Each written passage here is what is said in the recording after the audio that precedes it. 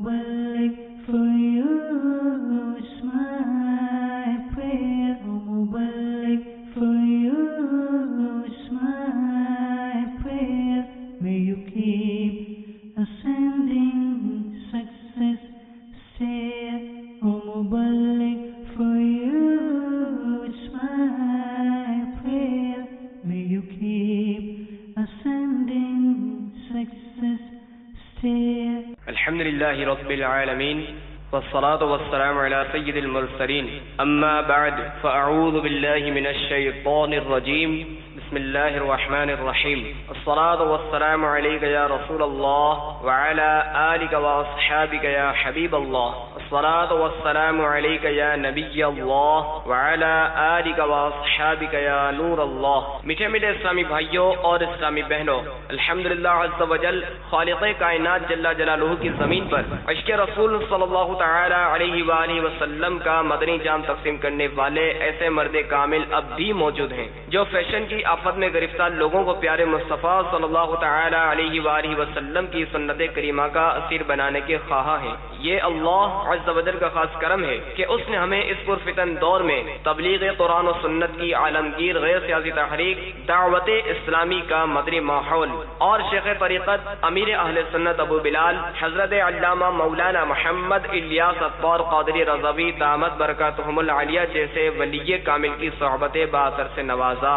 یقیناً امیر اہل سنت دامت برکاتہم العالیہ ان عظیم ہستیوں میں سے ایک ہیں جن کی مخلصانہ جد و جہد کی برکت سے ہزاروں نہیں بلکہ لاکھوں مسلمان بالخصوص نوجوان برائیوں سے تائب ہو کے نیکیوں کی راہ پر گامزن ہو چکے ہیں. الحمدللہ عز و جل بلا مبالغہ امیر اہل سنت دامت برکاتہم العالیہ نے اپنے سنتوں پر بیانات کے ذریعے لاکھوں مسلمانوں کے دلوں میں مدنی انقلاب برپا کر دیا. لہذا تمام اسلامی بھائی اور اسلامی بہنیں اس بیان کو توجہ کے ساتھ سماعت فرمائیں.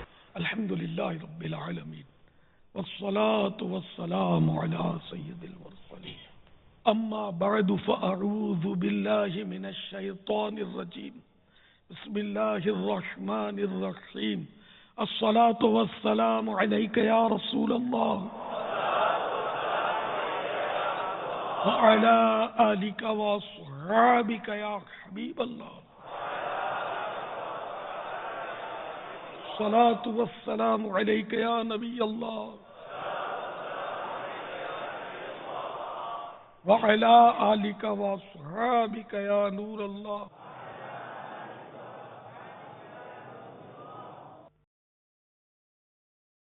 حضرت سیدنا شیخ ابو بکر شبلی رضی اللہ تعالیٰ عنہ ایک مرتبہ بغداد معدہ کے جید عالم دین حضرت سیدنا ابو بکر مجاہد رحمت اللہ تعالیٰ علیہ کے پاس تشریف لائے. آپ کو دیکھتے ہی حضرت سیدنا ابو بکر مجاہد رحمت اللہ تعالیٰ علیہ تعظیم کے لیے اٹھ کھڑے ہوئے اور ان کو سینے سے لگا لیا اور آپ کی پیشانی چوم لی. پھر نہایت تعظیم کے ساتھ اپنے پاس بٹھا لیا. حاضرین نے حضرت سیدنا ابو بکر مجاہد رحمت اللہ تعالی علیہ سے عرض کیا کہ اہل بغداد انہیں دیوانہ کہتے اور آپ اس قدر تعظیم فرما رہے ہیں، اس کی خاص وجہ؟ حضرت سیدنا ابو بکر مجاہد رحمت اللہ تعالی علیہ نے جواب دیا،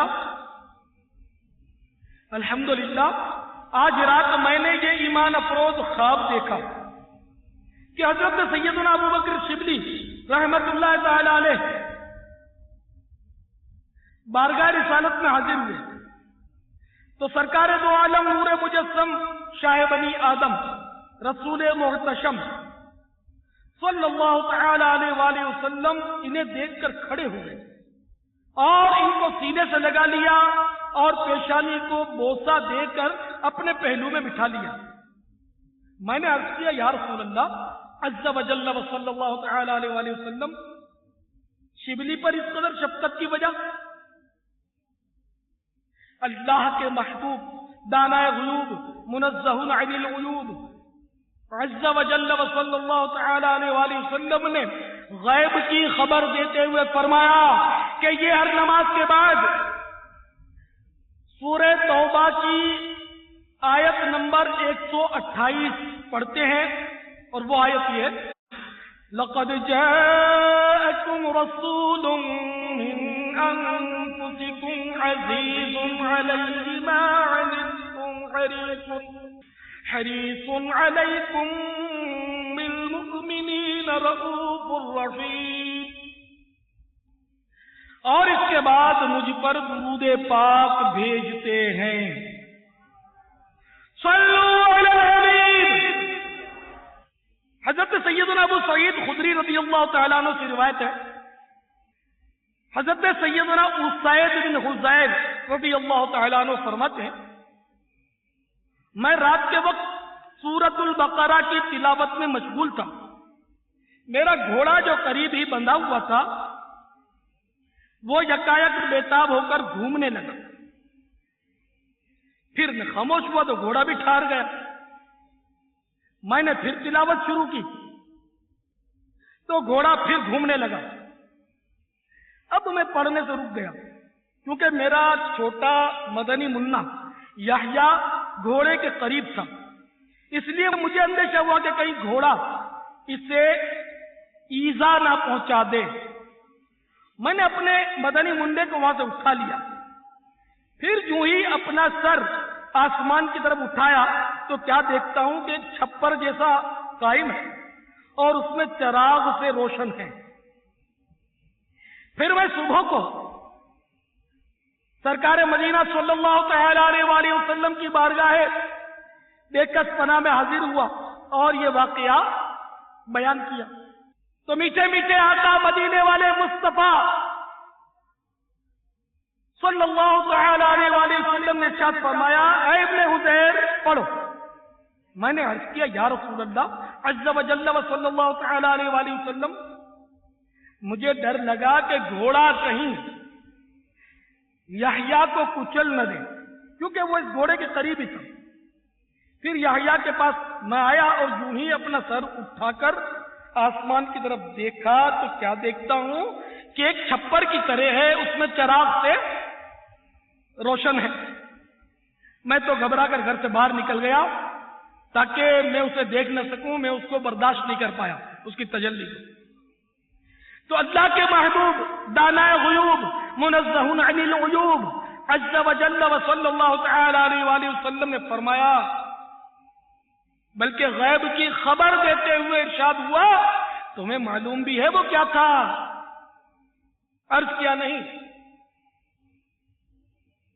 تو ارشاد فرمایا: وہ فرشتے تھے جو تمہاری آواز یعنی تلاوت کی آواز کی وجہ سے قریب آ گئے تھے. اگر تم پڑھتے رہتے تو وہ فرشتے صبح تک اسی طرح ہوتے کہ لوگ انہیں دیکھتے اور وہ فرشتے لوگوں کی نظروں سے اوجھل نہ ہوتے.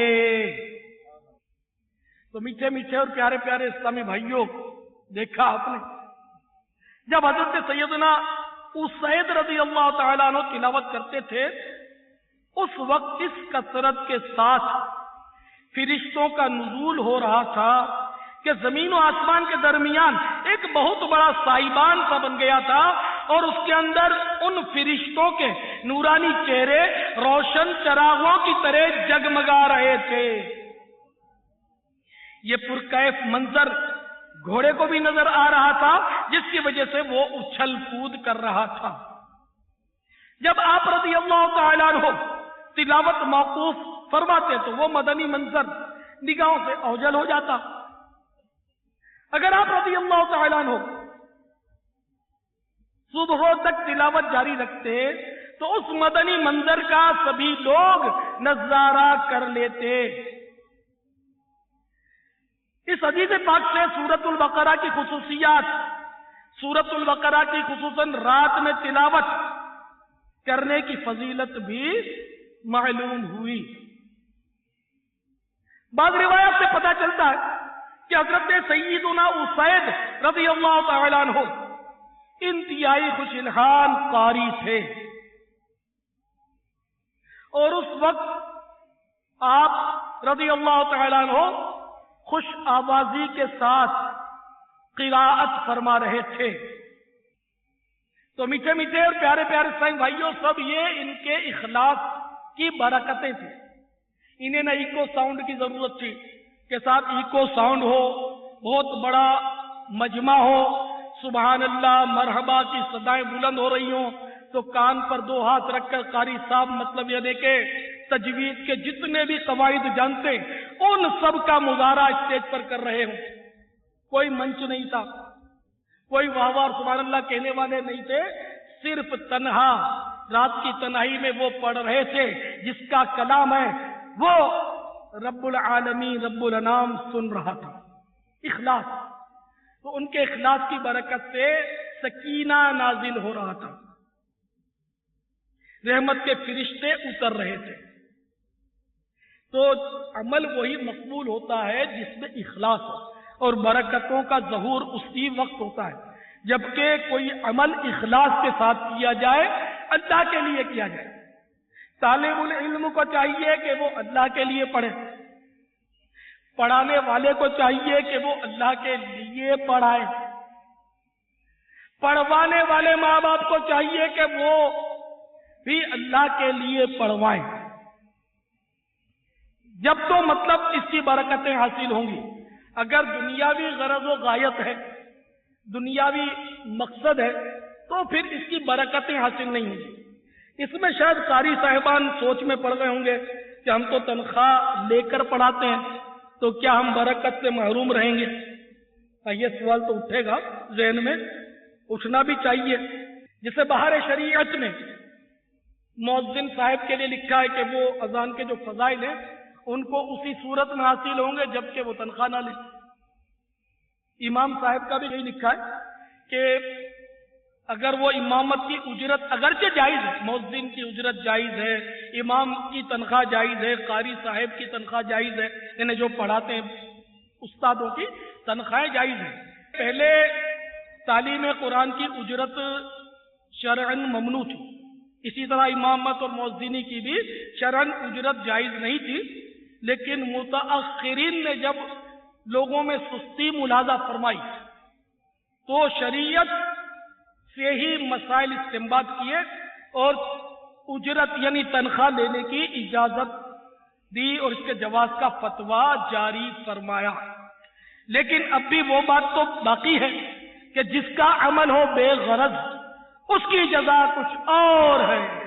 اب قاری صاحبان جو تنخواہ لیں وہ کم از کم اخلاص کی یہ تھوڑی تھوڑی صورت پیدا کریں کہ تنخواہوں کے لیے شکوہ نہ کریں کہ میری تنخواہ کم کیوں ہے، تو ادھر تو اتنی تنخواہ ملتی ہے صاحب، اس کو تو اتنی تنخواہ ملتی ہے، اور بینک کا آفیسر اس کو اتنی تنخواہ ملتی ہے، جو کہ مطلب یعنی کہ سود کا بھی حساب کتاب کرتا ہے اور ہم تو اللہ کا کلام پڑھاتے ہیں، ہم کو اتنی سی تنخواہ. تو اگر ایسے شکوے کرو گے تو تھوڑا بہت اگر امید بھی ہے ثواب کی تو وہ شاید جاتی رہے گی. اس لیے کہ مطلب آپ یہ بھی تو دیکھیں کہ آپ کی سعادت کتنی کہ آپ قرآن پڑھا رہے ہیں. خدا کی قسم یہی سعادت بہت بڑی ہے. خیرکم من تعلم القرآن وعلمہ، تم میں سے بہتر وہ ہے جو خود قرآن سیکھے اور دوسروں کو بھی سکھائے. تو اتنی بڑی سعادت کا تاج آپ کے سر پر ہے تو آپ بینک آفیسر سے مقابلہ کرنے کیوں نکلتے ہیں؟ تو بہرحال یہ کہ ایک تو تنخواہ پر اعتراض نہ کرے، اپنے دل کو منائے. دوسرا یہ کہ وقت پورا دے، وقت اگر پورا نہیں دے گا تو ویسے ہی تنخواہ کا وہ حصہ ناجائز ہو جائے گا جس کی یہ اجرت لے رہا ہے اور وقت نہیں دے رہا. یہ تو شرعی مسئلہ ہے، جو بھی اجارے میں طے ہوا اتنا وقت تو دینا ہی دینا ہے. مزید یہ کہ کسی طرح کے مطالبات نہ رکھے اپنے نفس کے لیے، اس طرح کی احتیاطیں کرے، بلکہ وقت زیادہ دے. تنخواہ کو اپنی مجبوری سمجھے، دل میں کڑتا رہے کہ کاش میری مجبوری نہ ہوتی، میرے گھر میں مجھے خرچ نہ دینا ہوتا، میرے اور کوئی اگر اسباب ہوتے روزگار کے تو میں یہ تنخواہ ہرگز نہ لیتا. تو اگر کسی کی یہ واقعی نیت ہو جائے کہ میں ہرگز تنخواہ کو نہ چھوتا بلکہ مزید چندہ دیتا اگر میرا اور کوئی ذریعہ روزگار ہوتا، تو اللہ تعالیٰ کی رحمت سے کیا بعید ہے کہ مفت پڑھانے والے سے ایسے استاد کو زیادہ ثواب عطا کر دے کہ تنخواہ بھی لو اور ثواب بھی لو. اس کی رحمت کے خزانے میں کون سی کمی ہے؟ اسی طرح جو ان کو مجلس کی طرف سے تاکیدیں کی جائیں یا فرامین جاری کیے جائیں ان پر کاربند رہے اخلاص کے ساتھ، تو انشاءاللہ اس طرح بھی اس کو ثواب ملتا رہے گا۔ مزید یہ کہ مدنی منوں کو صرف ہمیں قاعدہ یا قرآن پاک پڑھانا ہی نہیں، بلکہ ان کو قرآن پاک ہی کی روشنی میں حسن اخلاق کا پیکر بنانا ہے، سنتوں کا نمونہ بنا کر یہاں سے نکالنا ہے، ماں باپ کا فرما بردار بنا کر یہاں سے اٹھانا ہے، مبلغ بنانا ہے، فیضان سنت کا درس دینے والا بنانا ہے، نیکی کی دعوت دینے والا بنانا ہے۔ خالی منچ پر رٹ کر سنا دی نیکی کی دعوت نہیں، یہ نصیب اس میں تو کوئی بھی سنا دے گا، سب کو مزہ آتا ہے، جب ہی کو ساؤنڈ پر آئے تو اس کو ہٹنے کو جی بھی نہیں چاہتا۔ مزہ تو یہ کہ انہی مدنی منوں کو علاقائی دورے میں ساتھ ساتھ ان کا بڑا بھائی اگر ہے یا والد ہے تو وہ لے جائے اور اس مدنی منع کے ذریعے اپنے علاقے میں جا کر نیکی کی دعوت دلوائے، تو پھر دیکھو کیسی داد ملتی ہے۔ اللہ کی رحمت سے سرکار صلی اللہ تعالیٰ علیہ وآلہ وسلم کتنے خوش ہوتے ہیں، فرشتے کیسی داد دیتے تھے جب نیکی کی دعوت مدنی منا جا کر گلیوں میں دے گا، بازاروں میں دے گا، دکانوں پر جا کر دے گا، تو دیکھنا لوگ کتنا رحم کھا کر اور شفقت کے ساتھ اڑتے ہوئے مسجد میں چلے آتے ہیں۔ ذرا آپ اس کو ٹرائی تو کریں۔ تو خالی نمائشی انداز یہ اللہ کی بارگاہ میں مقبول نہیں، دل جو کچھ ہو وہ دل سے ہو، اخلاص کے ساتھ۔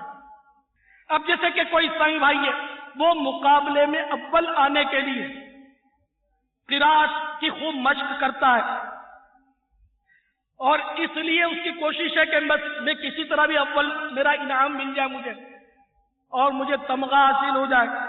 پھر یہ تمغہ تو پتہ نہیں کس نے ایجاد کیا، میری سمجھ میں آتا نہیں ہے۔ یہ جو کپ وغیرہ دیتے ہیں تمغہ جات، واللہ معلوم مباح ہے، میں اس کو ناجائز نہیں کہتا، لیکن میری سمجھ میں نہیں آتی کہ اس سے پتہ نہیں حاصل کیا ہوتا ہے۔ اس کو سجا کر رکھتے ہیں اور عمر بھر کہ میں اول پوزیشن میں نے حاصل کی تھی، میں اول آیا تھا، میں اول آیا تھا، میں اول آیا تھا۔ ارے خدا کی قسم، اول تو وہ ہے کہ نزعہ کے وقت جس کو میرے آقا تشریف لا کر گلے سے لگا دے، اور جس کے میرے آقا کے قدموں میں یا رسول اللہ کہہ کر روح قربان ہو گئے۔ یار اول نمبر تو یہ واقعی یہ تمغے اور انعامات اور اخبار میں نام آ جانا، واہ واہ ہو جائے، بڑے لوگ شخصیات وغیرہ پیٹ کی تھپکی دے دیں، نہیں اس میں کچھ نہیں ملے گا، یہ سارے خوفناک طریقے ہیں۔ تو میں اس کو سب کو ناجائز نہیں کہہ رہا، لیکن مطلب یہ رسکی ہوتے ہیں۔ اب یہ اساتذہ کا کام ہے، اساتذہ کا کام ہے کہ مدنی منوں کو اخلاص کا درس دیں کہ دیکھو بیٹے تم اول آنے کی کوشش تو کر رہے ہو، لیکن اس کے سائیڈ ایفیکٹ یہ ہیں کہ تمہارا اخلاص اس میں متاثر ہوگا، تمہیں اللہ کے لیے کرنا ہے، اللہ کی رضا کے لیے کرنا ہے۔ اب اول آنے والا اللہ کی رضا دل میں پیدا کیسے کرے، یہ نسخہ مجھے نہیں معلوم، قاری صاحبان اگر ایجاد کر لیں تو مجھے بتا دینا۔ تو اس طرح مطلب یعنی کہ اس کو سمجھاتا ہے، جو اخلاص نہیں ملتا اس میں۔ ایک بار کسی ادارے میں حج کی وہ مطلب قرآن اندازی ہونی تھی، تو ایک صاحب بھائی نے کہا کہ دعا کر، ایک ہی کو حج پر بھیجنا تھا پورے ادارے میں، سینکڑوں افراد میں سے ایک کو بھیجنا تھا، تو اس نے کہا دعا کرے کہ میرا نمبر نکل آئے قرآن اندازی اور میں حج پہ چلا جاؤں۔ تو میں نے کہا یار انڈائریکٹ تم تو بدعا دے رہے ہو، انڈائریکٹ تم بدعا دے رہے ہو سب کو کہ کسی کا نام نہ نکلے، کوئی مدینے نہ جائے، بس میں چلا جاؤں۔ الحمدللہ وہ سمجھدار تھے، ان کی سمجھ میں فوراً میری بات آ گئی کہ یار یہ تو دعا کرنی نہیں چاہیے کہ میں چلا جاؤں، میرا کوئی بھائی جائے تیرے بدلے ذہن نصیب، اور اگر میرا نکلا تو میں بھی چلا جاؤں۔ تو اسی طرح اول نمبر آنے والا خائی نہ خائی یہ کوشش کرے گا، اس کا پورا زور ہوگا کہ میرا کوئی دوست، میرا کوئی رفیق، میرا کوئی بھائی اول نہیں آئے گا، میں ہی اول آؤں گا، مجھے اول آنا ہے۔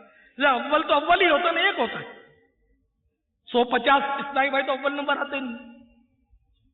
تو اس طرح مطلب یہ کہ اول آنے والا جو ہے وہ اخلاص اس کا بہت متاثر ہوتا ہوگا، دوم آنے والے کی حسد کا شکار بھی عین ممکن ہے، وہ کل ذی نعمت محسود، کہ دنیاوی اعتبار سے اول آنے والا ظاہر ہے کہ وہ دوسروں جتنے جن کے نمبر ہی نہیں ملے ان سب کا وہ محسود بن جائے گا، ہو سکتا ہے کہ اس سے حسد کیا جائے، اور دوسرے بیچارے ان کے لیے مطلب حسد کا گناہ ان کے ذمہ لگے۔ کہ حسد کی تعریف یہ ہے کہ کسی کی نعمت کو دیکھ کر اس کے زوال کی تمنا کرنا، وہ نعمت اس سے چھن جائے اور چھن کر مجھے مل جائے۔ یار یہ اول آ گیا کاش اس کی جگہ میں اول آتا، یہ نہ آتا. تو یہ حسد ہے اور بہت بڑا گناہ ہے، حرام ہے. حسد نیکیوں کو اس طرح کھا جاتا ہے جس طرح آگ لکڑی کو کھا جاتی ہے.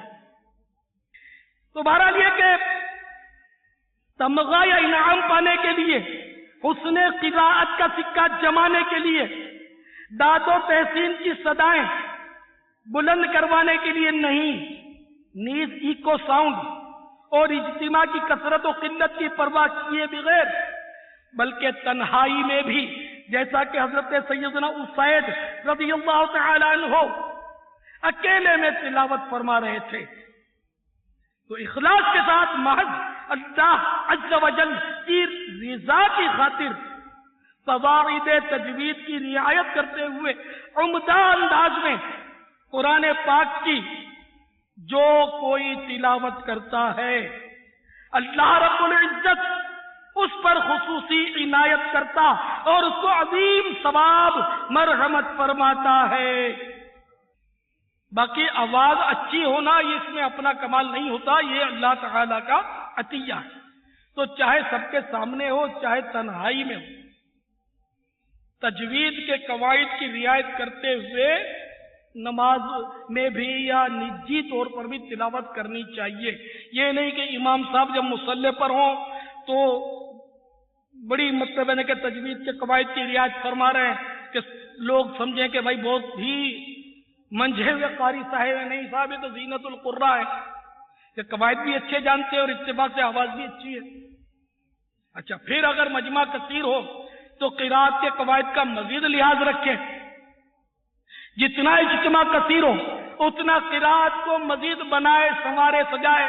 تو یہ ساری باتیں اس بات کی غماز ہیں کہ یہ اللہ کے لیے نہیں، بندوں کے لیے اپنی آواز کو گھٹا بڑھا رہا ہے، بنا سجا رہا ہے. اندر کہ اگر اللہ کے لیے اس نے یہ سب کرنا تھا تو جب یہ اکیلے میں نماز پڑھتا اس وقت بھی کرتا، جب وہ ظہر کی نماز پڑھتا تب بھی قراءت میں قواعد کا لحاظ رکھتا.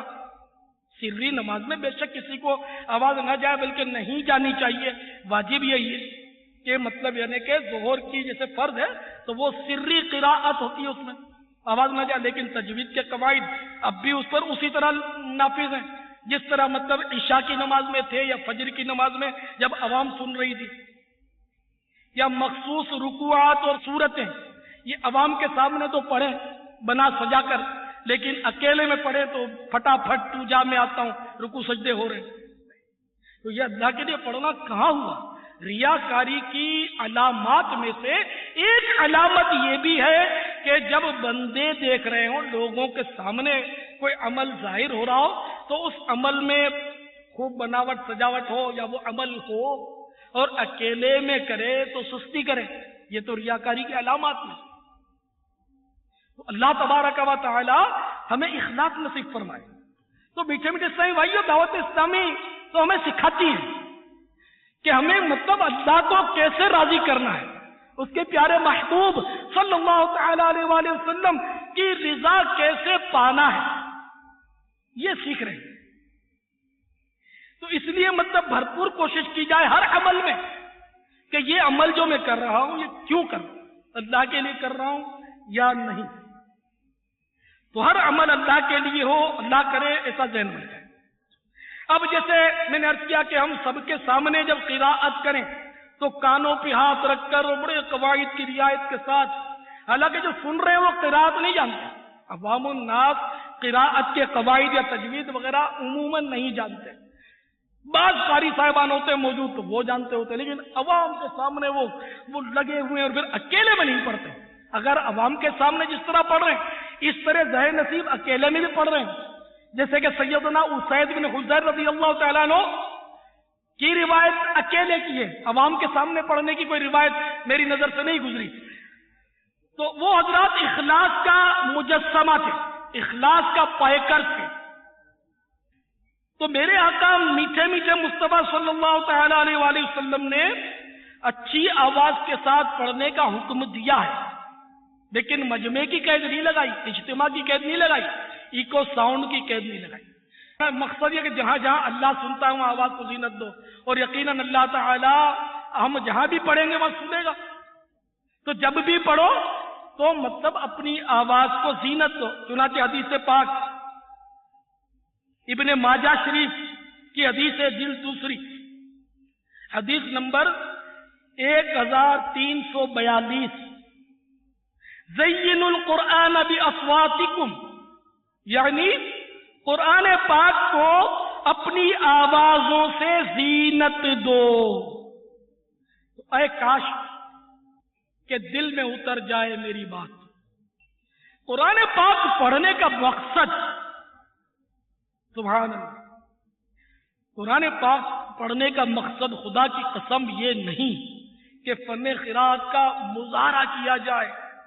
نہیں، قرآن پاک کا مقصد جو میں نے کتابوں میں پڑھا اور میں سمجھ سکا، جو لب لباب وہ یہ ہے کہ اس کا مقصد یہ کہ قرآن پاک کو سمجھے.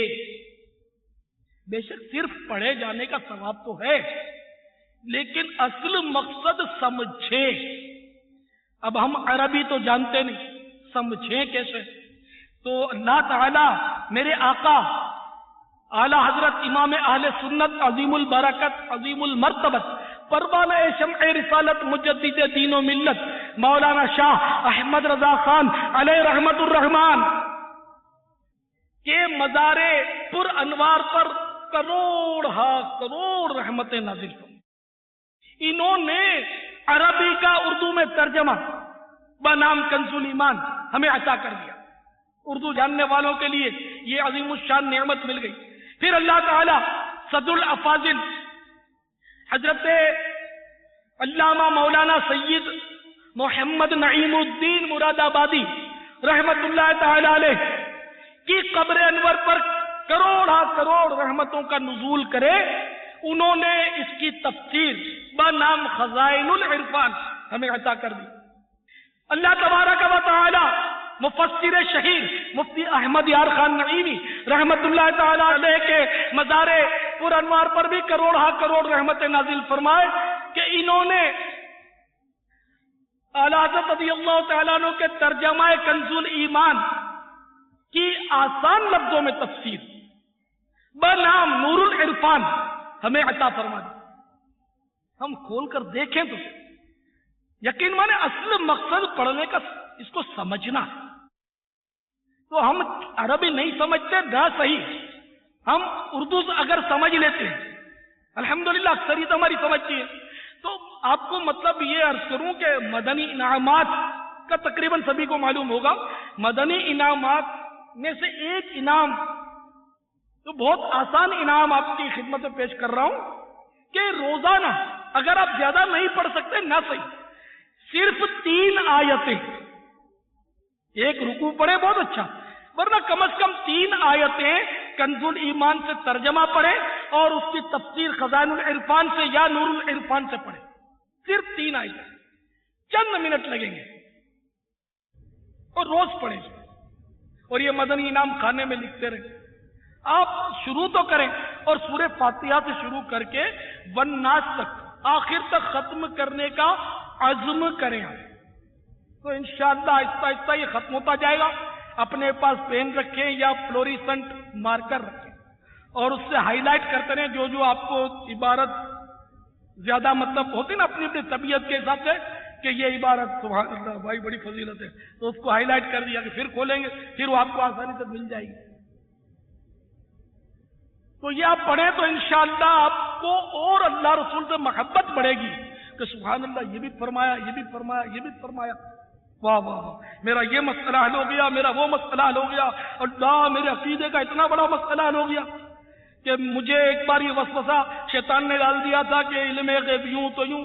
اللہ اللہ، یہ تو قرآن پاک میں صاف لکھا ہوا ہے کہ میرے آقا صلی اللہ تعالی علیہ وآلہ وسلم کو اللہ تعالیٰ نے علم غیب عطا فرمایا ہے اور ایسا عطا فرمایا سرکار صلی اللہ علیہ وسلم خود تقسیم کر رہے علم غیب اللہ کی عطا سے. وما ہوا علی الغیب بضنین، کہ یہ رسول غیب کے بتانے میں بخل نہیں کرتے. یہ آیت موجود ہے. اللہ تو شیطان نے وسوسہ ڈالا، اب شیطان جب بھی وسوسہ ڈالے میں انشاءاللہ اس کی طرف توجہ کروں گا ہی نہیں، سوچوں گا بھی نہیں اس طرح. میرے اعلیٰ حضرت نے ایسا مسئلہ حل کر دیا اردو میں ترجمہ لکھ کر ہمارے لیے. تو آپ پڑھو گے تو سمجھ پڑے گی نا آپ کو. ورنہ تو وہ شیطان وسوسے ڈال کر آپ کو کہیں کا نہیں چھوڑے گا. تو قرآن پاک سمجھنے کے لیے پہلے کہ آپ کو تعجب ہوگا بچے قرآن سمجھتے تھے. تو میرے میٹھے میٹھے مدنی منوں، آپ جیسے ایک منڈے کا واقعہ بیان کرتا ہوں. آپ جیسے عمر کے حساب سے، ورنہ اس کا مقام آپ کا مقام مجھے نہیں پتا کس کا مقام اونچا ہے، لیکن واقعے کے اعتبار سے اس کا مقام سامنے ہے اور آپ کا مقام مستور ہے. میرے ساتھ پردے میں مقام مجھے نہیں پتا. تو بڑے غور سے سنو اور ایسا مدنی منڈا بننے کی آپ بھی کوشش کرو. چنانچہ ایک موقع پر ایک بزرگ ایک مدرسے سے گزر رہے تھے، اس دور کا مدرسۃ المدینہ، اسے نام تو نہیں پتا، تو مدینہ ہے. جدھر دیکھیے باغ جنت کھلا ہے، نظر میں ہے نقش و نگار مدینہ. الحمدللہ. سبز گنبد محیط عالم ہے، ہر طرف جلوہ مدینہ ہے. تو اس دور کا ایک مدرسۃ المدینہ، اس کے باہر ایک مدنی منا، ایک بزرگ گزرے تو مدنی منا کھڑا رو رہا ہے اور اس کے ہاتھ میں تختی بھی ہے. اب تو تختی میں شاید نہیں لکھتے، اب تو نوٹ بک میں لکھتے نا. ان دنوں تختی ہوتی تھی، ملتانی مٹی سے وہ گھستے تھے، اس کو لکھتے تھے. بہرحال اب تو وہ جدید ٹیکنالوجی کی تختیاں بھی آتی ہیں، وہ لکھو اور فوراً مٹ جاتا ہے اس پر ہاتھ سے. تو تختی پکڑے رو رہا ہے. وہ بزرگ کھڑے اور وہ سمجھے کہ شاید آج قاری صاحب نے پٹائی لگائی ہوگی. تو اس منع کو سلام کیا اور استفسار کیا کہ بیٹے کیا ہوا؟ اگر آپ کو استاد صاحب نے مارا ہے تو آؤ میں سفارش کر دیتا ہوں. نہیں ماریں گے. تو مدنی منع نے روتے ہوئے اپنی تختی اس بزرگ کے سامنے کر دی کہ یہ پڑھیے. تو بزرگ نے پڑھا تو اس میں سورہ تکاثر کی ابتدائی آیتیں لکھی ہوئی تھی. بسم اللہ الرحمن الرحیم. ألهاكم التكاثر حتى زرتم المقابر كلا سوف تعلمون ثم كلا سوف تعلمون كلا لو تعلمون علم اليقين.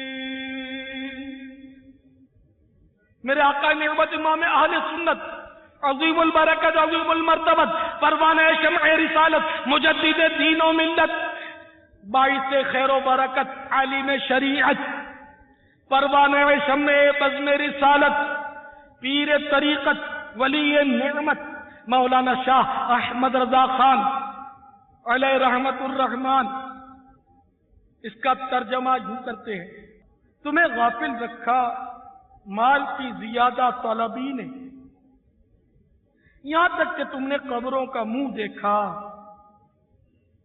ہاں جلد جان جاؤ گے، پھر ہاں جلد جان جاؤ گے. ہاں اگر یقین کا جاننا جانتے تو مال کی محبت نہ رکھتے. مدنی منا برابر روئے چلا جا رہا تھا. وہ بزرگ اس کی یہ رقت دیکھ کر بے حد متاثر ہوئے اور فرمانے لگے: بیٹا، اس سورہ کا سبق یہاں تک پورا نہیں ہو جاتا، بلکہ آگے بھی ہے جو شاید کل تمہیں بتایا جائے گا.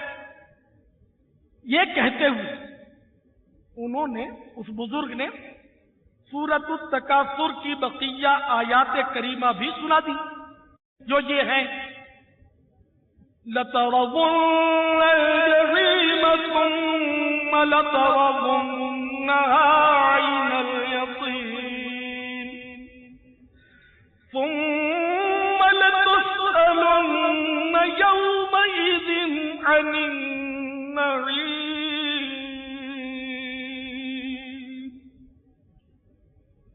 ترجمہ کنز ایمان: بے شک ضرور جہنم کو دیکھو گے پھر بے شک ضرور اسے یقینی دیکھنا دیکھو گے، پھر بے شک ضرور اس دن تم سے نعمتوں کی پرسش ہوگی۔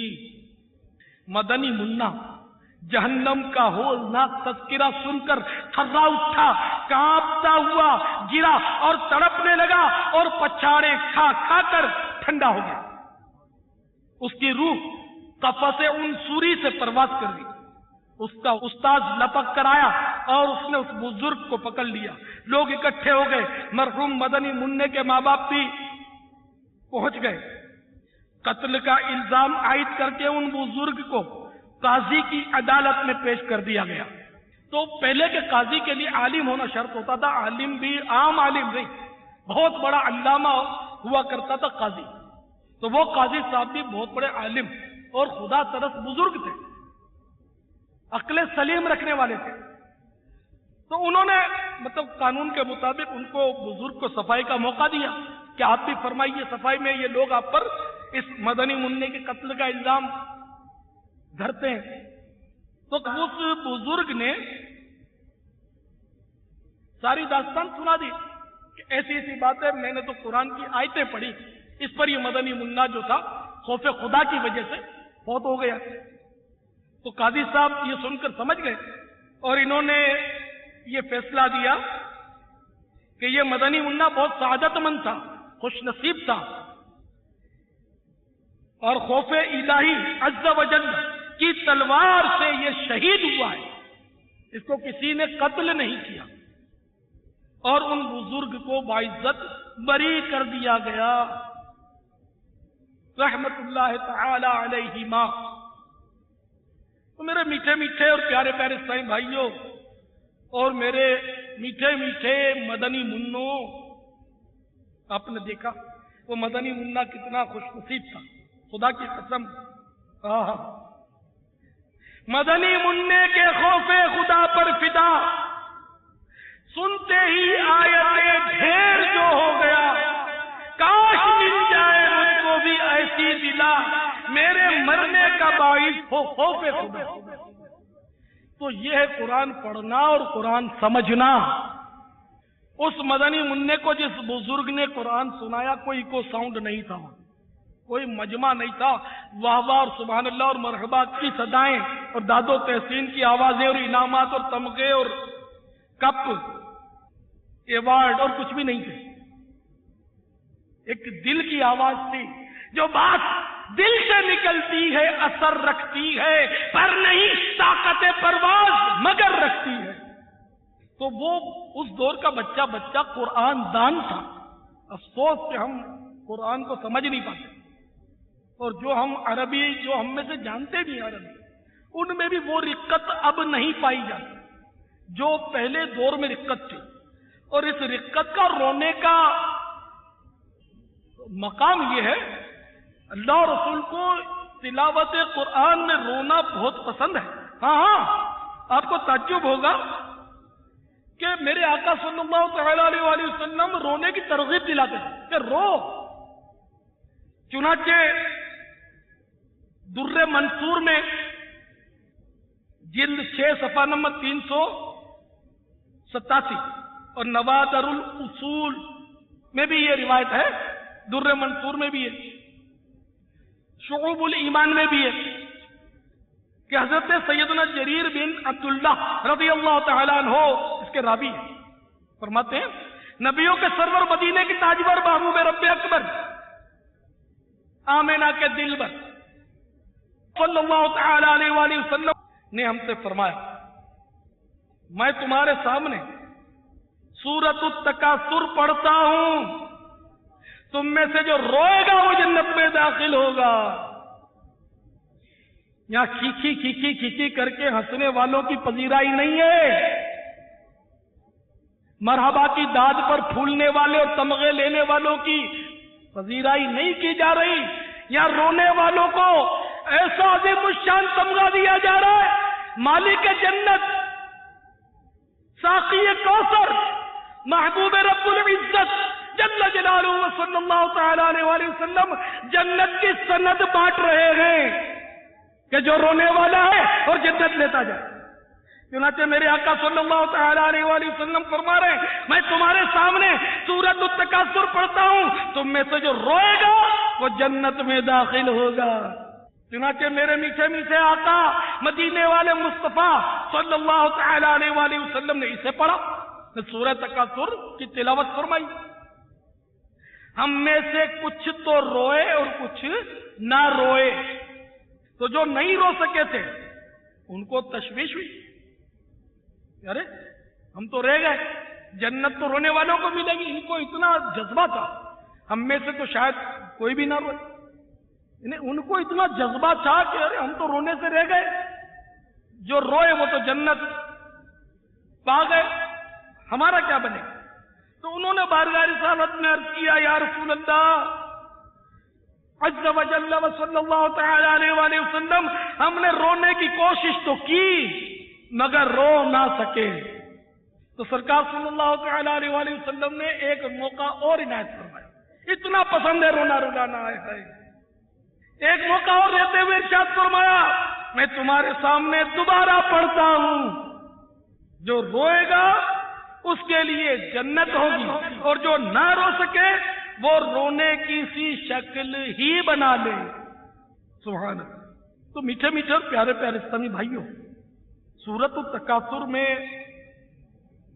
غفلت کے ساتھ جمع مال کی حوصلہ شکنی اور قبر و جہنم کا ہولناک تذکرہ ہے. کاش اس کو پڑھ سن کر ہم گناہگار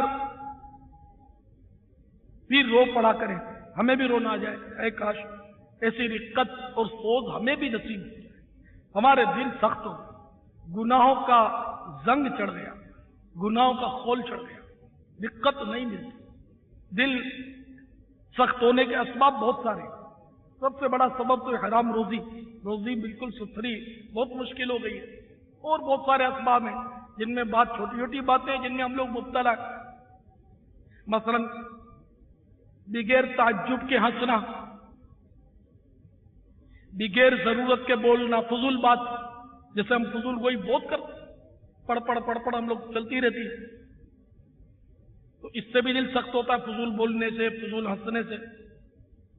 یعنی کہ ضرورت کے بغیر ہنسا, تعجب پر ہنسا جاتا ہے. ہم دوسروں کو اچھا لگانے کے لیے ہنستے, خامہ خواہ ہنستے. بغیر بھوک کے کھانا, یہ بھی دل کو سخت کرتا ہے. تو افسوس ہمارے دل کی قساوت نہیں جاتی.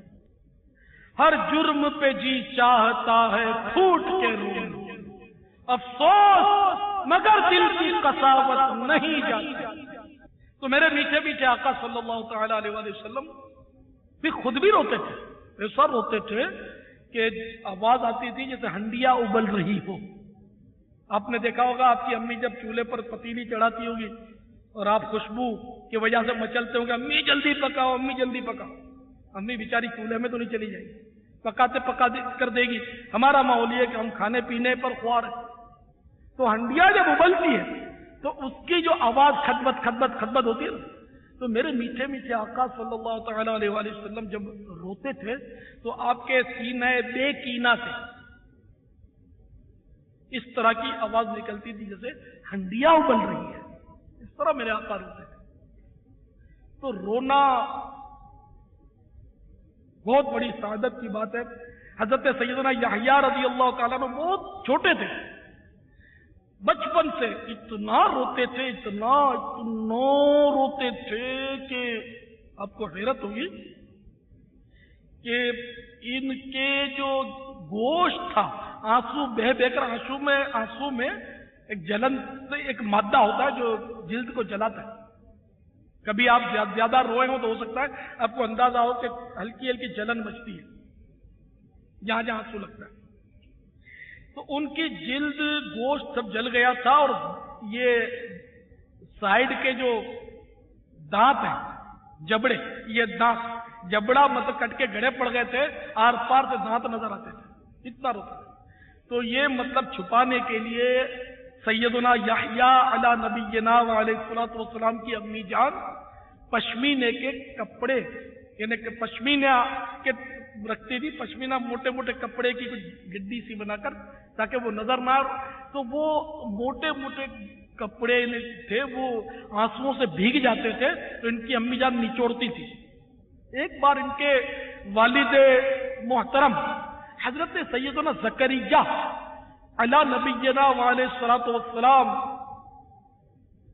نے فرمایا، بیٹا میری خواہش تھی کہ مجھے وہ بچہ ملے جس کو دیکھ دیکھ کر میرا دل کلیجہ ٹھنڈا ہو۔ اے بیٹے تم اتنا روتے ہو، میرا دل تڑپتا رہتا، بہت روتے ہو، میرے بیٹے مت رویا کر۔ تو یحییٰ علیہ السلام چونکہ نبی تھے اور روتے بہرحال بچپن سے تھے، تو انہوں نے عرض کیا ابا جان ایک بار دیکھو یہ کیسے ان کو مدنی منا بھی کیسے کہوں، یہ تو ہم پیار سے ایک دوسرے کو کہتے ہیں نا، وہ تو ہمارے آقا تھے، تو یہ کتنے مطلب خدا کی قسم ہم سب مدنی مننے اور مدنی منوں کے ابا اور امی اور ہم سارے کے سارے سیدنا یحییٰ علی نبینا وعلیہ الصلوۃ والسلام کے ایک قطرہ آنسو پر قربان ہو جائیں۔ عرض کرنے لگے اپنے ابا سے، ابا جان مجھے ایک بار حضرت سیدنا جبریل امین نے یہ بتایا تھا کہ جہنم سے وہی بچے گا جو رویا کرے گا، جو اللہ کے ڈر سے روئے گا وہ جہنم سے بچے گا۔ تو ابا جان آپ بتائیے میں کیسے نہ رہوں، مجھے جہنم سے بہت ڈر لگتا ہے۔ اللہ اللہ اللہ کیسی بھولی بھالی باتیں، خدا کی قسم کائنات پوری سمٹ کر ان کے قدموں میں لوٹ رہی ہے، اور ہم ہیں کہ اتنے خدا کی قسم غافل ہیں کہ ٹھی ہر وقت ٹھی لگی ہوئی، ہر وقت مذاق مسخری، ہر وقت ایک دوسرے کی ٹانگ کھینچنا، ایک دوسرے کی غیبت کرنا، ایک دوسرے کی چغلی لگانا، مذاق مستی، مطلب دنیا کی دولت کے نیچے خواری، بالکل یعنی کہ کوئی ایسی گھڑی ہماری شاید ہی گزرتی ہو جس میں ہم گناہ نہ کرتے۔ ہاں ہمارا گناہ کا میٹر رات دن جاری رہتا ہے، ہمارا کیا بنے؟ ہمیں دنیا کے غم میں تو رونا آتا ہے، بچہ بیمار ہو جائے تو رونا آتا ہے، امی بیمار ہو جائے تب بھی رونا آتا ہے، خود بیمار ہو جائے تب بھی رو پڑتے ہیں۔ ہائے افسوس کبھی ہمیں نزعہ کی سختیوں کو یاد کر کے رونا نہیں آتا، وہ نزعہ کی سختیاں جن کے بارے میں مولا مشکل کشا علی المرتضی شیر خدا کرم اللہ تعالی وجہہ الکریم فرماتے ہیں کہ جہاد کی ترغیب دلاتے ہوئے فرماتے ہیں کہ راہ خدا میں لڑو اور شہادت حاصل کرو۔ اگر تم لوگوں نے بستر پر دم توڑا تو یاد رکھو مر جاؤ گے، یہ مر جاؤ گے محاورہ، مر جاؤ گے مطلب مر جاؤ گے، لیکن بہت بڑی مصیبت اٹھاؤ گے۔ بستر پر مرو گے تو یاد رکھو مر جاؤ گے کہ موت کا ایک جھٹکا تلوار کے 1000 وار سے سخت ہے۔ تو شہید کو بھی موت کے جھٹکے تو سب کو آئیں گے، روح جس کی نکلے گی، لیکن شہید با وقت شہادت رحمت بھرے نظاروں میں گم ہو جاتا ہے۔ جنت کے مناظر اس کے سامنے، رحمت کے فرشتوں کے جلوے اس کے سامنے، اور مولا دکھائے تو جلوہ مصطفیٰ اس کی نگاہوں میں ہوتا ہے۔ سکرات میں گر روح محمد پہ نظر ہو، ہر موت کا جھٹکا بھی مجھے پھر تو مزہ دے صلی اللہ تعالی علیہ وآلہ وسلم۔ تو میرے میٹھے میٹھے اور پیارے پیارے اسلامی بھائی، خوب غور کیے کہ کبھی نزا کا بھی سوچا کہ ہم یہ سختیاں برداشت کیسے کریں گے۔ اس دن پھڑیا ہوئی تھی تو رات بھر سو نہیں سکے تھے، بخار آ گیا تھا تو کام دھندے پر نہیں جا سکے تھے، اور مزید دل جل رہا تھا کیونکہ گھر کا کاروبار ہے۔ اگر نوکری ہوتی تو بخار آتا تو ایک کونے میں خوشی بھی ہوتی کہ چلو یار آج چھٹی تو ہوئی، اپنی بلا سے اپنا تنخواہ کا میٹر تو چل رہا ہے، اور دکان کھولنا اپنے اوپر ہو، خود اپنی ذاتی دکان ہو، پھر بخار آئے تو ایک تو بخار کی آگ، دوسری وہ کاروبار کے نقصان کی بھی آگ جلائے گی۔ حالانکہ کما کر اتنا رکھا کہ 7 پیڑیاں کھائیں، نسلیں کھائیں 7، تب بھی نہ کھوٹے، پھر بھی حل من مزید، ہائے دولت ہوئے دولت، ہائے مال ہوئے مال، رات دن بس مال مال کی آجا پھنسایا کی تسبیح چل رہی ہے کہ بس کسی طرح مال پھنستا رہے اپنے پاس، بینک بیلنس بڑھتا رہے، اور یہ نادان لوگ نوٹوں کی چھپیاں، سونے کی اینٹیں جمع کر کے پھر بیچارے مر جاتے ہیں۔